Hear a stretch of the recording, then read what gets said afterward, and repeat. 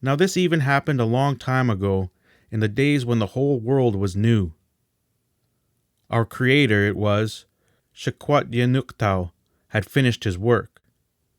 One of the first men beings lived with his nephew in a lodge near a river. The river was broad and had a wide sandy shore. The nephew received the name Jinaenda, elk, and his uncle sent him away to dream on the shore of the river, there to stay and dream until his dream helpers appeared.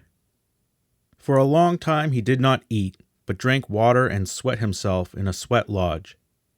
One night he thought that he saw a light upon the water, and he looked and saw lights moving toward him. Hiding in the reeds on the shore he watched. Soon he saw 7 shining young women dancing in the water against the shore, and they made no splashing but went up and down. He heard them speak but could not understand what they said. He observed them all intently, for all were without clothing and were very beautiful of body. The youngest appeared the most beautiful of all. The young man watched her and thought that she would do for a wife. Hoping to catch her, he rushed out from his hiding place, but the maidens were alarmed and leapt into a great corn basket and were drawn rapidly up into the sky, and he looked and said, "They are dancing." Jinaenda continued his vigil, and the next night he saw the dancers swing back over the water in their basket. Soon they came to the shore and alighted. Again he heard their voices, and again they began their bewitching dance.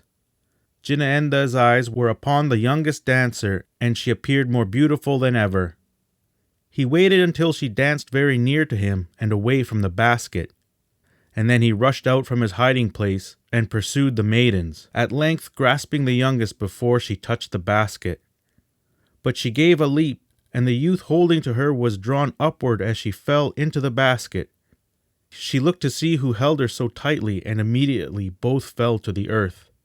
The maiden gazed upon Jinaenda and asked him what he wanted. "I want to marry you," he said. "You have caused me to love you." "Then we shall be married," said the maiden.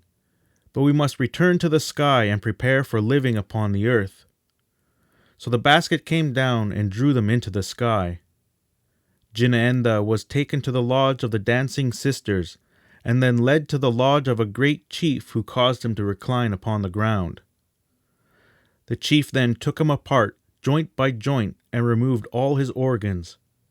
After cleansing them, he replaced them, and Jinaenda was regenerated.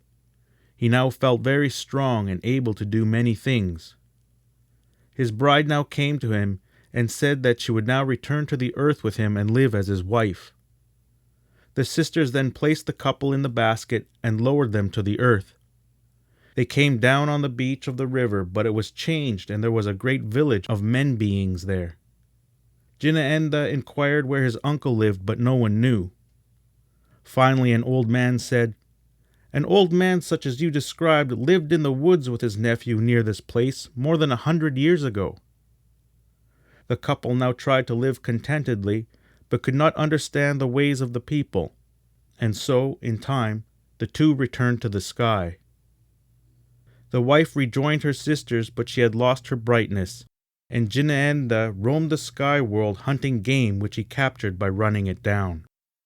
My grandmother told me that they are up there yet.